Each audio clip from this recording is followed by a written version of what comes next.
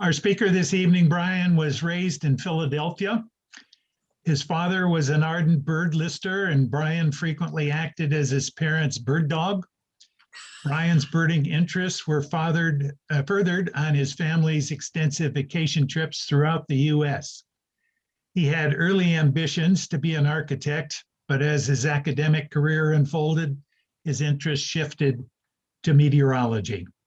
Bryan attended University of Northern Colorado, where he received his bachelor's degree in earth sciences with a focus on meteorology. While at UNC, Bryan served as a teaching assistant for an ornithology lab section.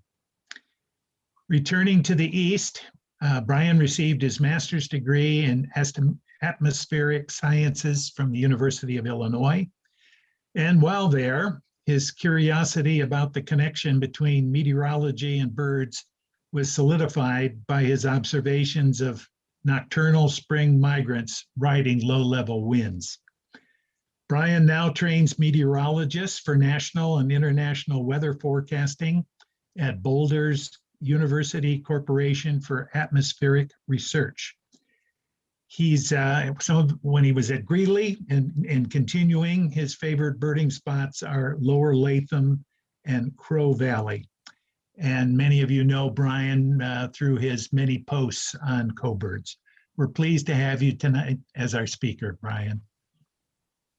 Thank you, Bill. This presentation is called Go Birding in Bad Weather, and then we crossed it out and said the right weather. It is common knowledge, relatively common knowledge among the birding community to go birding in bad weather. Look out your window, maybe you have bad weather right now or what some would consider bad weather. Here it's snowing in Longmont. I got plenty of snow coming down. But was today a good day for bird watching? That's a question we're going to explore all the way at the end of this presentation. Right now, though, I'm going to take you on an adventure. So it's not long after World War I. Planes are made for short distance flights, and nobody has ever flown all the way across the Atlantic Ocean successfully in one trip. Radars didn't exist. The jet stream was an unknown concept, and weather forecasts were essentially just radio communication between multiple different sites. So wherever the next radio antenna was, that's the weather you could get, and then you could transfer that information to the next person down the road.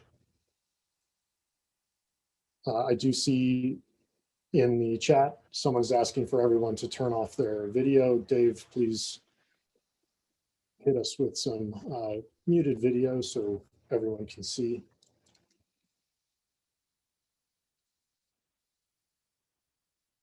So on June 14th, 1919, John Alcock and Arthur Brown took to the skies to fly from St. John's, Newfoundland, to try to make it across the Atlantic in one shot. They were aiming for Ireland.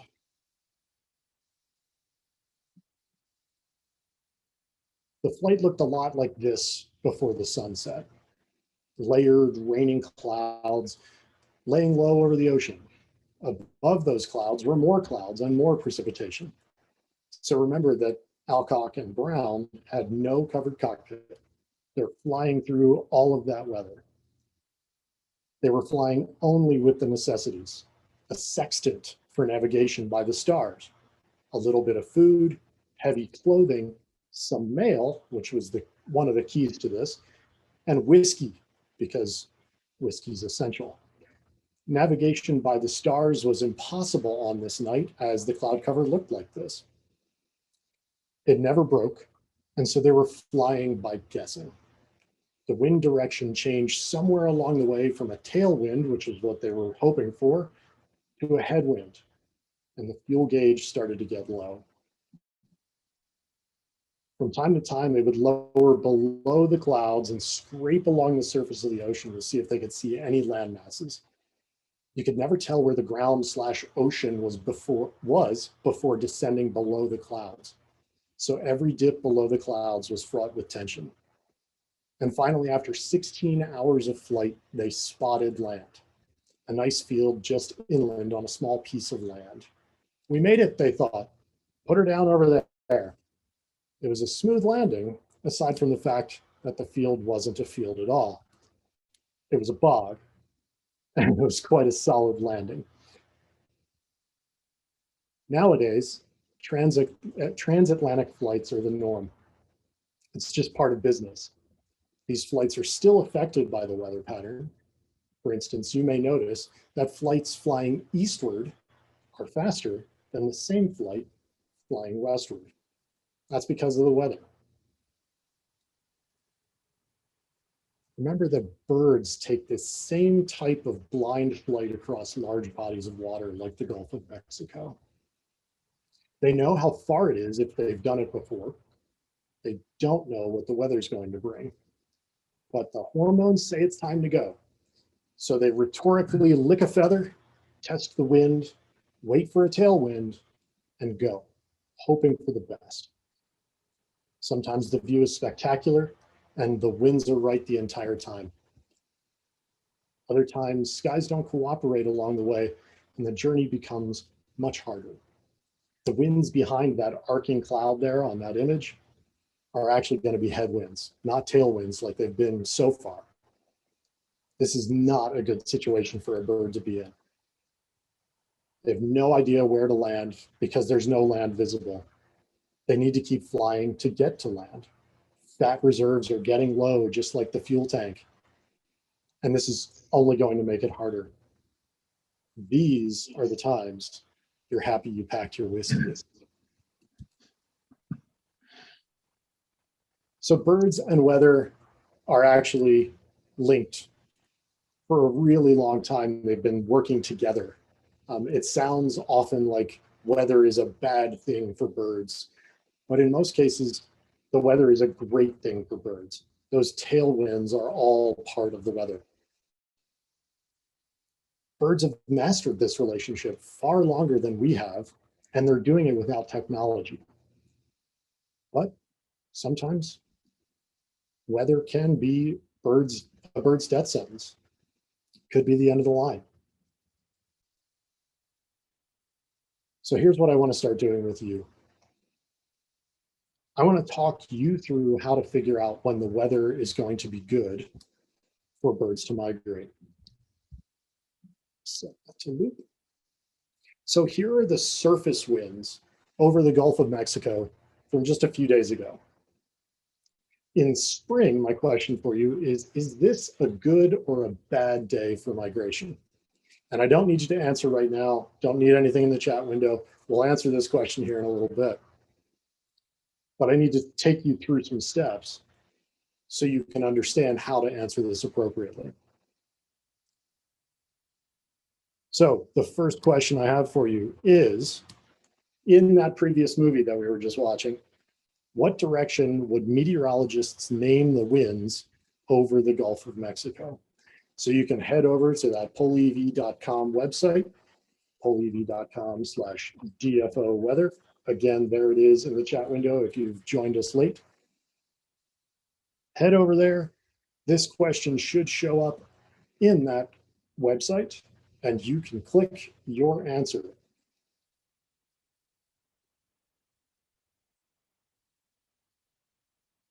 Are these northwest winds or are these southeast winds? That is the question.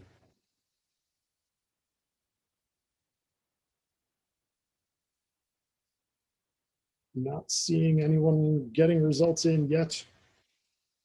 Feel free to jump to that website from the chat window, polev.com/DFO weather.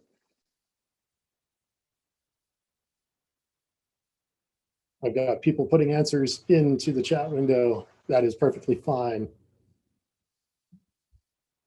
What I'll do is I'll show responses just in case I'm not getting live data. There we go. So people are answering the question. My apologies for that. I've got multiple northwests in the chat window. I've got some southeasts in the chat window, and I've got a 41-59% split in the poll everywhere that I'm showing on my screen right now.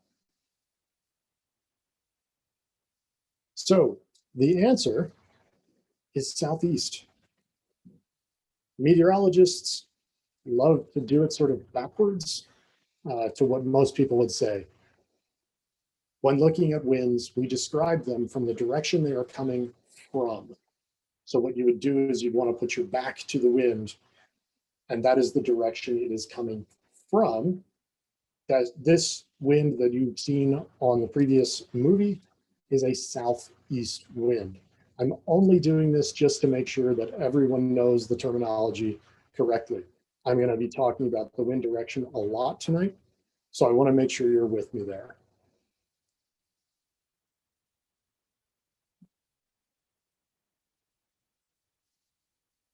Moving forward, I've got a slightly trickier question for you. At what altitude do most songbirds, shorebirds, gulls, and ducks migrate? Again, this is a poll everywhere question. So head back over to that website that hopefully you still have open, pollev.com/DFO weather, and put in your answers. I see the results coming in right now. I'll give people a minute to fill those answers, and I'll show you responses in just a second.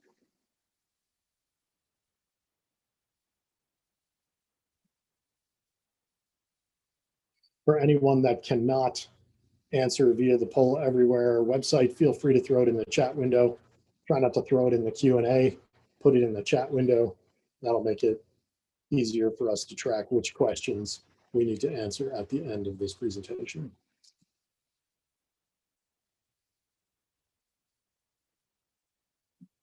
I'm seeing answers slowing down, so I will show the results that you have given. 53% of people say it is 1,000 to 2,000 meters above the ground. The correct answer is 1,000 to 2,000 meters above the ground.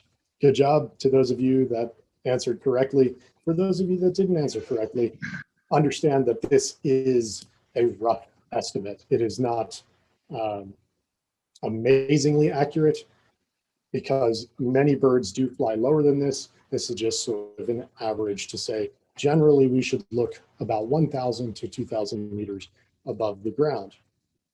And meteorologically, that is approximately a pressure level that we call 850 millibars. I'll show that to you in just a second.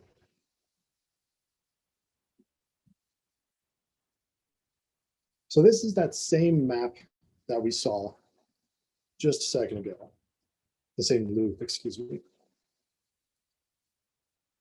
This is the surface winds.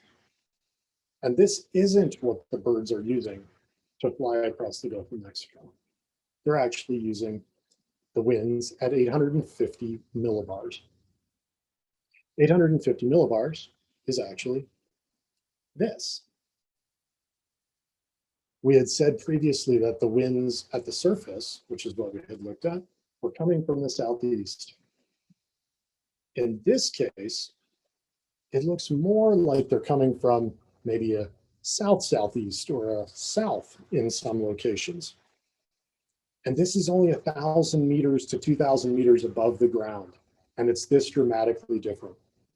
I need you to remember that the surface winds do not necessarily dictate what the winds are doing aloft. So please remember to look at different levels aside from just the surface to find the answers to these questions. I did this to you on purpose by giving you the surface winds and now giving you the 850 millibar winds to make sure you can see the dramatic difference that the flow can actually have by just leaving the ground by a little bit.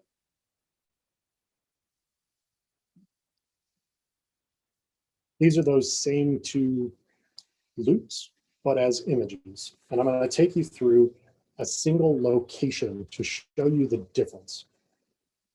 And by the difference, I mean, I want to show you where these birds could have come from if you were worried about a single location. Let's assume that we are concerned about High Island outside of Galveston, Texas. This is the Texas coast up here, turns into the Louisiana coast. New Orleans is approximately here. Come back around to the Mississippi, Alabama coast, and then off into Florida. Yucatan Peninsula is way down here at the bottom. Same exact map from left to right. One is just the surface winds, the other is the 850 millibar winds, and B is the abbreviation for millibars. So this location that we're looking at, High Island, Texas, if you were to be concerned about the surface winds, where would birds, in theory, be coming from to get to that location? They'd be coming from approximately over here if we followed those lines backwards. However, if you chose the 850 millibar winds, you could actually see that they're coming more from the south, and they could originate from the Yucatan Peninsula. This is important. The source region matters. In the case of these sort of east-southeast or southeast winds, those aren't going to produce nearly as many birds into the Texas area as the 850 millibar winds that are coming from the south would produce. So if you're looking at the wrong level, you would get the wrong answer. Make sure to be looking at approximately 1,000 to 2,000 meters above the ground to find the answer. And I will show you the website to do this on at the end, so you're not playing while I'm talking. So we just discussed three very simple weather factors. Those were the wind direction, the appropriate altitude to look at to find birds, and the source region. So the source region really comes down to where the winds are coming from that are ending up at your location. I'm going to take a step further and we're going to get into the challenging part. The more complex weather factors that we need to look at are actually in this question. So if you head over to that pollev.com/DFO weather, hopefully you left open that tab, head over there and go ahead and try to answer this question. You can answer twice. In spring, which of the following wind effects would assist with concentrating birds into your location? Your location on each of these A, B, C, D images is the red dot. So assume that you live here in panel A, assume you live here in panel B, panel C, and panel D. The winds drawn there are these arrows, and they have direction by their rotation, and they have speed by their length. So the longer it is, the faster that wind would be. The shorter it is, the slower that wind would be. So go ahead, throw in some answers. I see lots of people throwing them in already. Thank you for participating.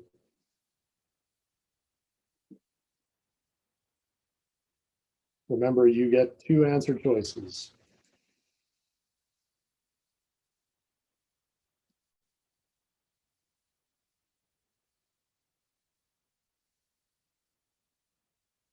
Feel free to continue answering. I'm going to show the audience the responses.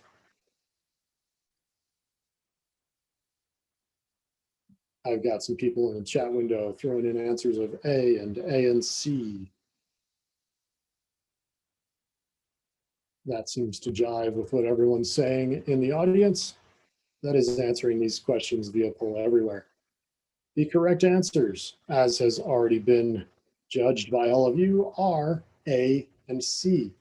These would both be considered convergence patterns. So in A, you've got all of these winds coming together to a single location. That's a way to concentrate all of those birds that are flying in those winds into your location, the red dot. C is the one that sort of makes people stumble. If you think about a traffic jam, you'll be flying down I-25 and traffic slows down in front of you.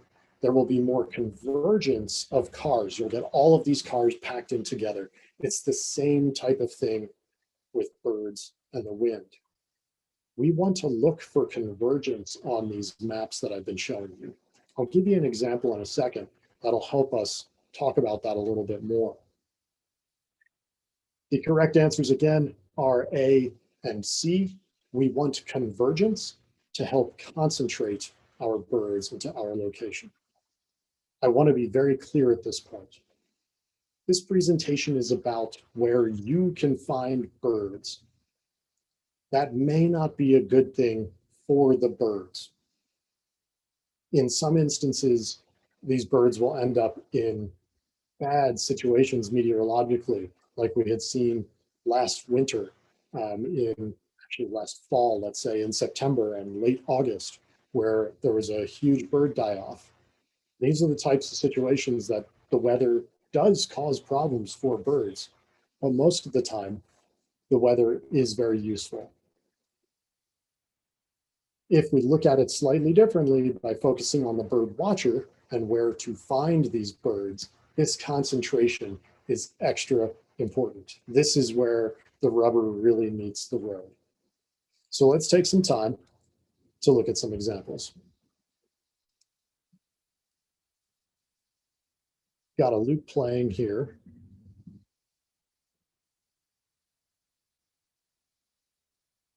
And I want you to think about, is there a spot along the Gulf Coast where you see convergence?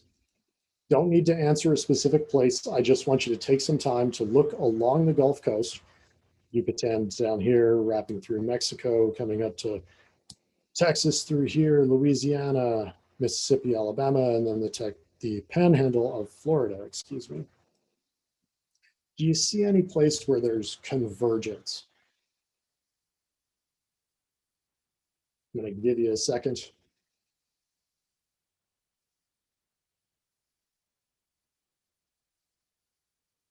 In this case, it mostly looks like birds will just continue flying. There isn't really any location that they're going to get concentrated into that's going to cause them problems in terms of advancing their migration. So in this case, a bird from the Yucatan would fly from southeast to northwest on these southeast winds that turn to south winds, and they would probably just keep on going. Keep going way to the north. It is not uncommon for birds to not stop. They will just keep on going. This is called an overflight. This is the opposite of what birders like. Birders want the birds to come to them so they can be close to the right spots. In this case, I've already said there's no specific place where these birds are going to put down. They'll leave the Yucatan, cross the Gulf, and just keep on going. They're moving with the opportunity. On this day, specifically at High Island, that location we had looked at just earlier, that is just east of Galveston Bay here. That location on this specific day only had about 30 species of birds reported on eBird from multiple checklists, only ended up accumulating about 30 species. And people tended to only spend a couple of hours at most searching for birds. That's probably the better indicator of how many birds were out there. People were just struggling to find them in the amount of time that they had. And so they just stopped and sort of went home. It just wasn't a day where birds were dripping from the trees like we have heard of on High Island. Let me show you a different example, though, that twists this the other direction.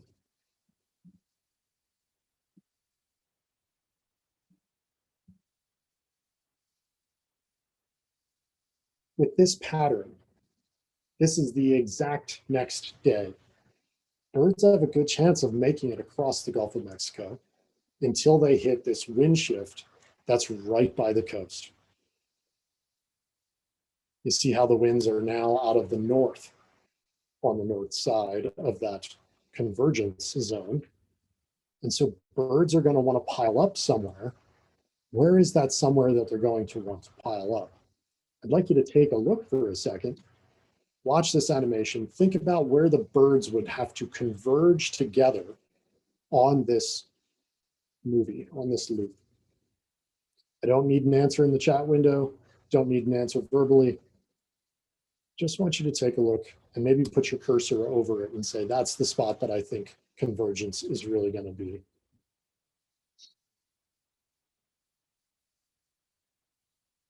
The spot that I see the greatest convergence on this image is right in here. So all of the birds, if you sort of think back to source region, all of the birds probably from about here all the way over to about here that might be leaving the Gulf Coast, or sorry, the Yucatan Peninsula, Mexican coast, they will be flying northward and start to get concentrated together in this area right here. That's a big deal. That's a lot of airflow coming together. And also, unfortunately, that convergence is happening offshore. So the birds that come to that location will suddenly encounter a north wind. It will become exhausting and they will need to get to land quickly. Maybe they can see the land from that location, maybe not. The other concern that we need to figure out here is there anything that's going to keep the birds from flying directly through this? The birds are already tired having done this transatlantic flight, trans-Gulf flight, excuse me. And on the next image, you'll see something else that is not helpful to them. The slides away from us. There we go. This is the same wind pattern. All I've done is change the variable that's being displayed. So we have the same winds, and this purple area here is actually precipitation. There's a very strong thunderstorm associated with this frontal boundary that these birds are flying directly towards. So this is a problem, and the birds are desperate to find land at this point. If we were to take all of this convergence of birds right here and say, what is the best place for them to fly? They will want to continue on a tailwind. So what they will likely do is follow around the outside of this thunderstorm and try to make it out this way and come to shore when they can finally see something, when they can finally see some land that might be useful for them to put down. And they're going to be exhausted at this point.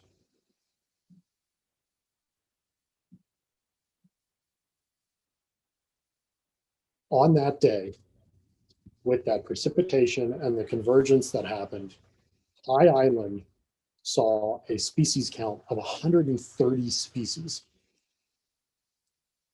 That is a huge number. People were out all day long just watching the birds come in. The reports were that they could just see the birds coming in off of the Gulf of Mexico, and they would land in the trees or land on the ground, and they would just be exhausted. Some of them died. Some of them survived. And it's an amazing opportunity for bird watchers to see lots of different birds. From the bird's perspective, this is one of those bad situations, but some of them have made it through. This is what's called a fallout. This is the true definition of fallout. Yes, we can have fallouts in other locations, and usually it's just due to the precipitation and some convergence. Birds don't have to fly through it if they don't want to. If the weather is getting bad and they're over land, they can touch down right there. It's not as much of a problem as it is over the Gulf of Mexico. So those complex weather factors that we just talked about, there were two of them, are convergence and precipitation. Birds really don't want to fly through precipitation, so it's wise for them to land at that time.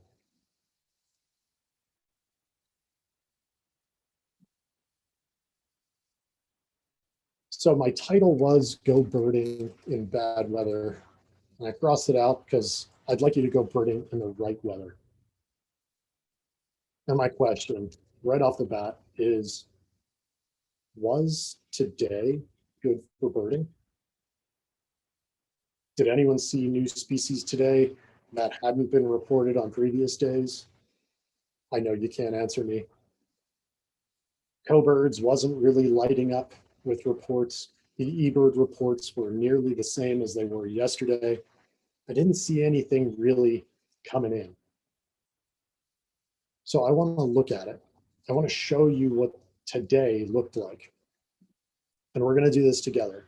I have some links that I'm going to paste into the chat window for you. If I can copy them. So in the chat window,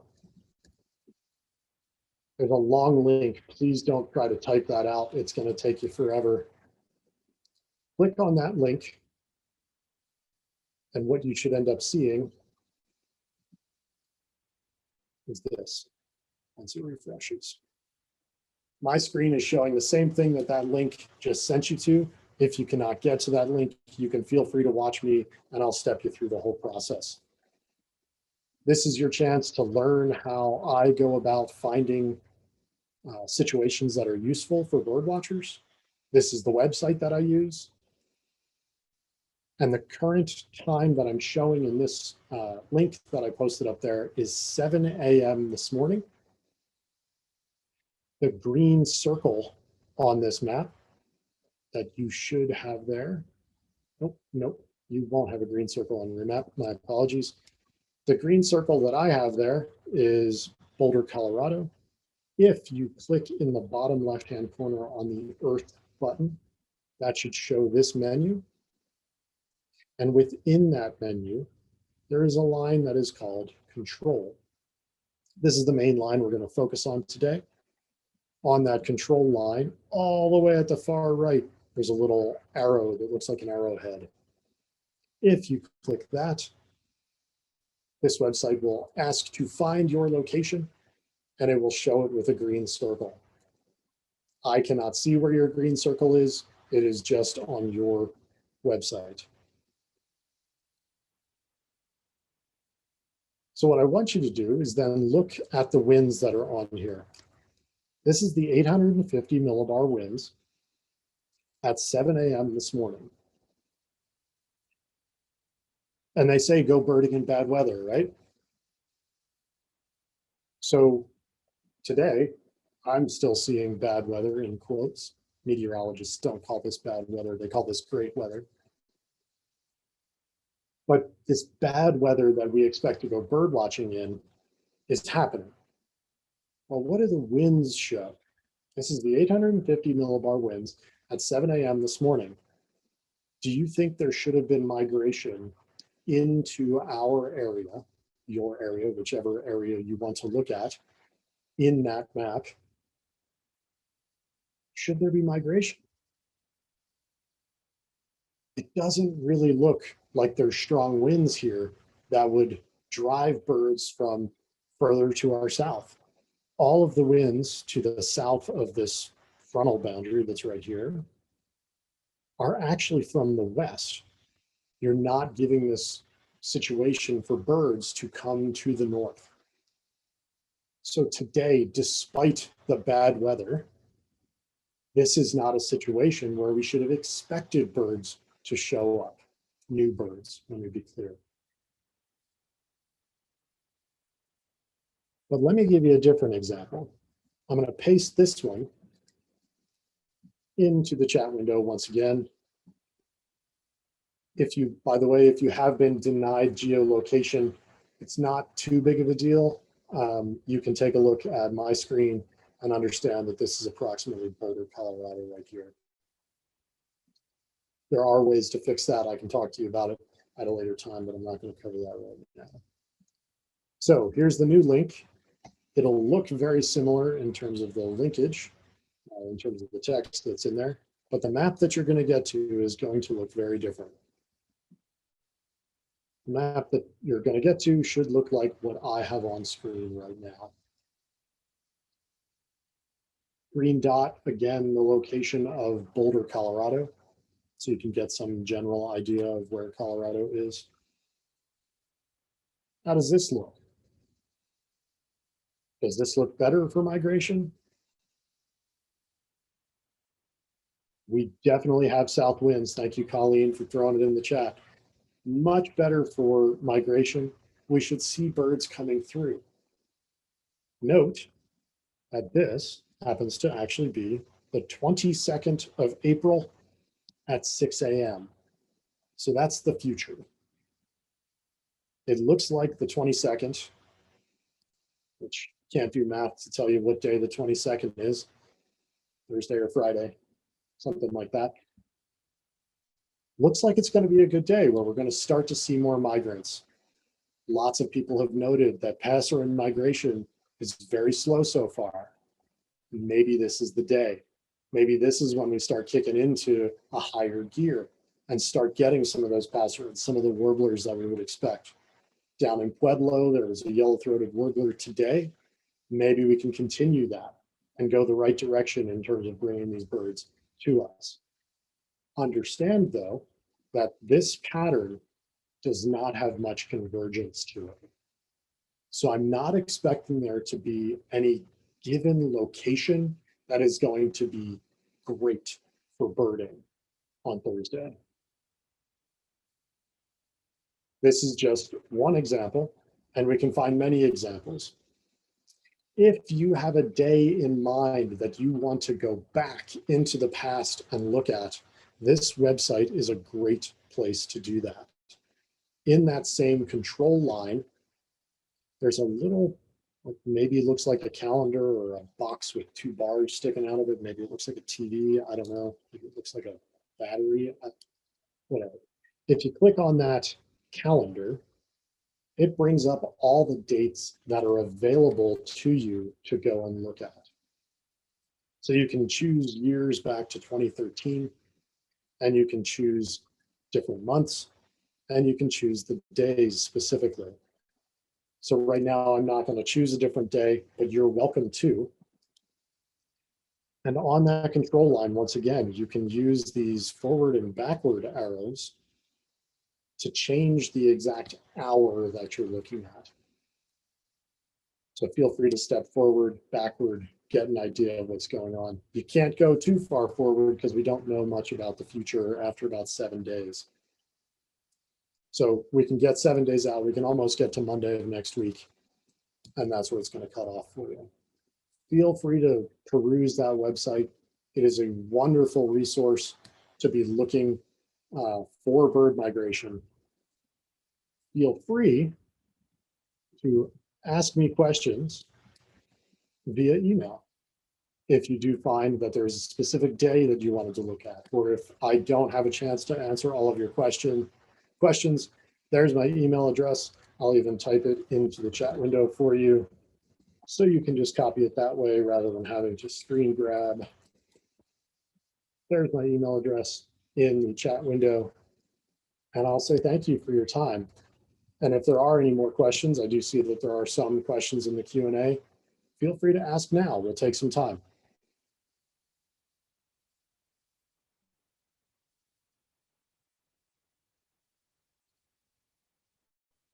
Chris, I see your question in the chat window.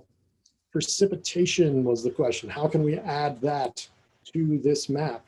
The precipitation on here is 3 HPA down in the overlays section. 3 HPA, that stands for 3-hour precipitation accumulation. So you can add it that way. Understand that this is not from a radar. This is modeled data. So that is not actually going to fully match what you would see in the radar. This is why meteorologists get it wrong. This is why we have a bad name, because the models don't always match reality. Colleen, again, you were asking about the, how did I get the dot for my location? It's on that control line. It's all the way at the right side of that control line. It's this little arrow that's down here. If you click that and allow the website to use your geolocation, it will find that dot for you. You may need to reload the website after you say allow.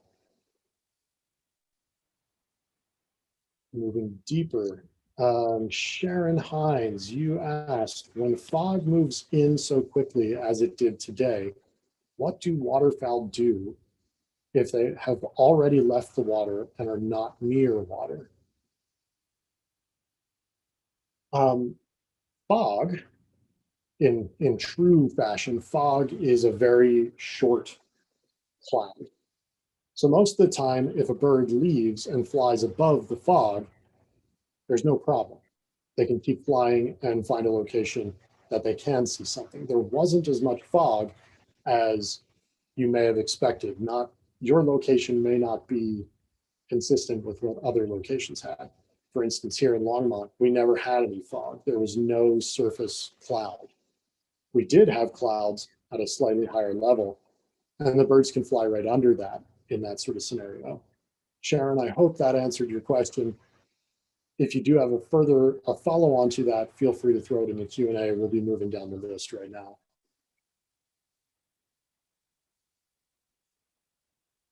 Ben Parker. Ben Parker's question is, can birds sense air pressure, i.e. to find the 850 millibar winds? Great question. Birds can sense pressure, but they don't use the pressure to find the correct level to fly at. So the research papers out there right now show that they try to optimize the amount of distance that they need to fly upward and try to get the best tailwind on them. So they're mostly looking for a tailwind, and sometimes birds will actually leave the ground, fly up to a level, find what the winds are like there, and just come right back down because it's not the right direction. It has been shown in radar studies and geolocation tracking studies in Israel. They've done really great studies over there to track this sort of phenomenon. So Ben, yes, to your question of can birds sense air pressure? They can. They sense it in their ears. They feel as a sort of, we think they feel it as sort of like a squishing of like their body, and their ear pressure sort of goes up. Cynthia Grover, would you please show again how to set the new date? Absolutely. In that control line in the bottom left-hand corner, if you haven't clicked the Earth button yet, make sure to click the Earth button, go to that control line, and the date would be this specific icon. When you click that icon, it should bring up all of the dates that are available to you, and you can jump back and forth via those. Make sure that after clicking on the dates and selecting them, you do click OK to make it load that data. You're welcome, Cynthia. Anonymous attendee. Oh, a deep question. I'm going to pause on the what got you into meteorology instead of architecture. I'll do that one last because it's not exactly relevant to my content, but trust me, I'll come back. It's a fun answer. Why do I choose the 850 millibar level from Jeanette Alman? Forgive me if I'm pronouncing that wrong. The 850 millibar level is approximately 1.5 kilometers above the ground, or 1,500 meters, which falls into that sort of section of the 1,000 to 2,000 meters that birds normally fly when they're migrating. Again, that comes from radar studies and geolocation, geo-tracking studies of birds to find out exactly what level they do fly. And most will be in that 1,000 to 2,000 meter above the ground range. So that's why we chose 850 millibars. It's a really complicated answer. If you want me to go deeper, I'm not really planning on going deeper because pressure is sort of a bugaboo. It causes all sorts of problems when I have to explain it fully. Next question, how do you measure winds at this higher altitude? Measuring winds at these altitudes is actually done via weather balloons. There's a weather balloon that's launched at DIA, Denver International Airport, that you can find what the winds are directly up the way that balloon goes. These are models though, this is modeled data. So what you're actually seeing here is satellite data, radar data, surface observations, and weather balloon data all mixed together and run through a computer model. It does all the mathematics to figure out what the wind should be, in quotes, at that level. So it's a little bit of hand waving, but a heck of a lot of math to figure out exactly where what those values should be at those levels. Jeremy Winnick. Yes, thank you for doing this. We are at 815 millibars, so 850 millibar winds don't make any sense. 700 millibars might be better, but often with an inversion, winds can be strong from the west coming off the mountains. Jeremy, you know too much. Thank you for knowing too much. I appreciate it. Some of us do live above 850 millibars, and so we have to look higher in the atmosphere than 850. 700 works. It would be better if we could look at something like 800 millibars or maybe 775, something in there.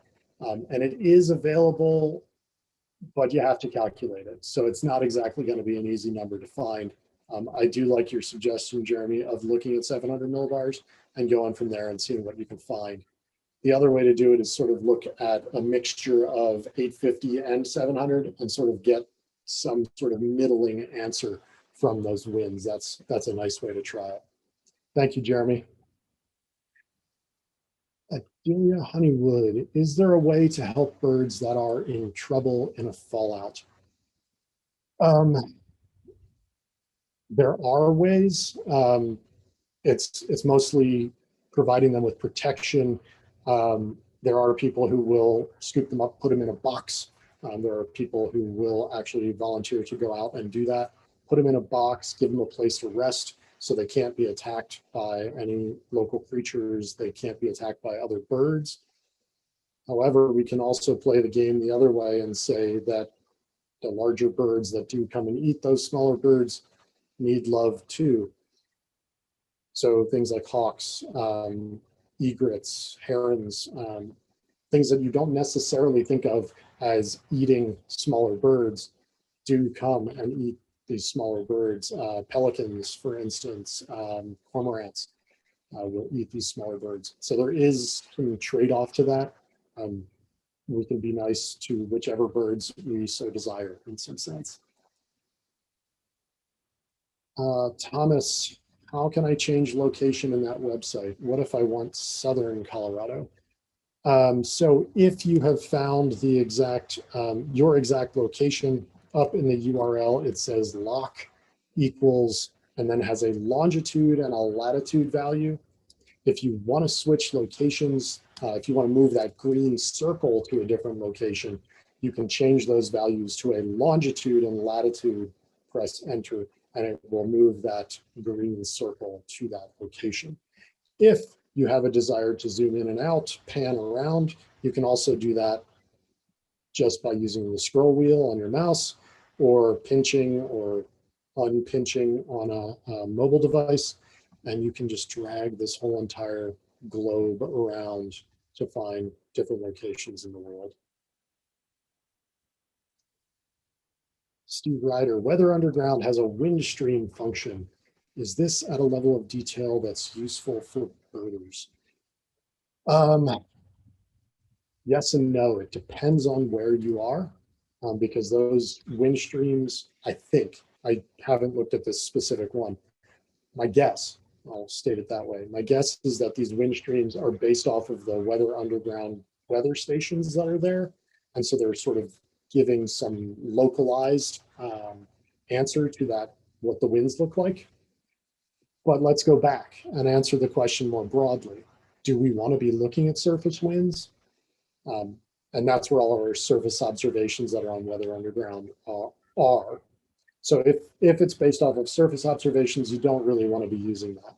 If instead that it is based on a higher level, if you can select a level, which it doesn't sound like you necessarily know how to, I don't know either. If it is at a higher level, it could be useful for that type of analysis.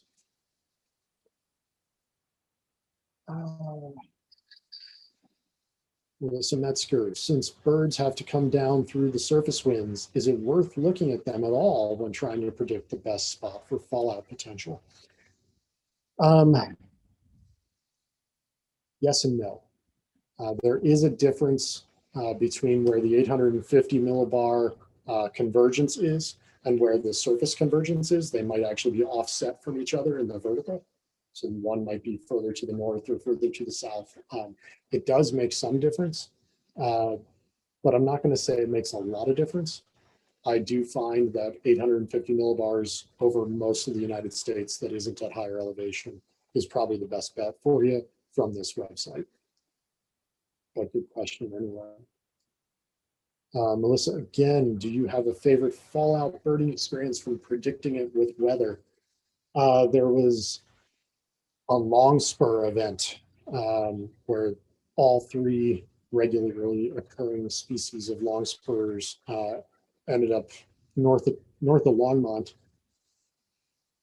and it was snowy on the grass in the fields, but not on the roads.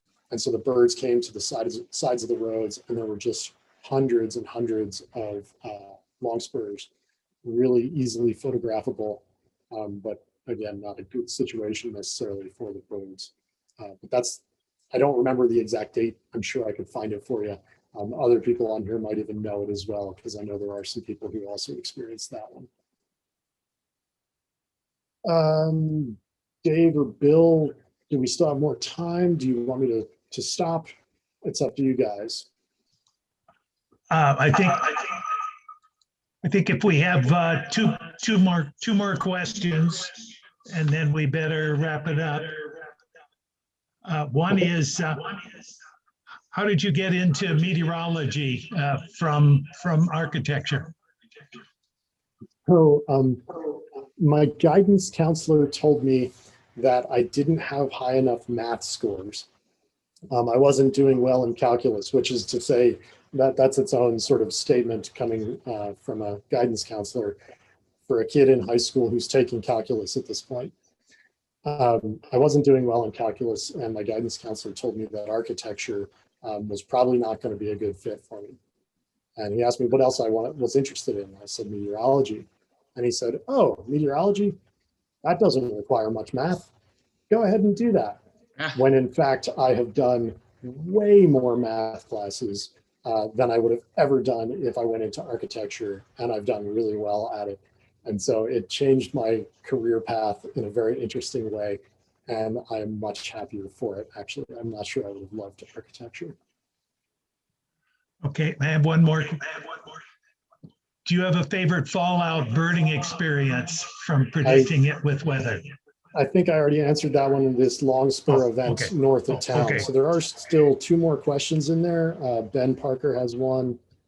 I'll take some time to answer that one. Do birds go north at one level versus south at a greatly different level? Oh, cool.